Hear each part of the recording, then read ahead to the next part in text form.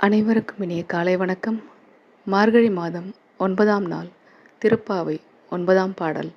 தூமணி மாடத்து சுற்றும் விளக்கேறிய தூபம் கமழ துயில் அடைமேல் கண் வளரும் மாமன் மகளே மணிக்கதவும் தாழ்த்திரவாய் மாமீரவளை எழுப்பிரோ உன் மகள்தான் உமையோ அன்றி செவிடோ அனந்தலோ ஏம பெருந்துயில் மந்திரப்பட்டாளோ மாமாயன் மாதவன் வைகுந்தனே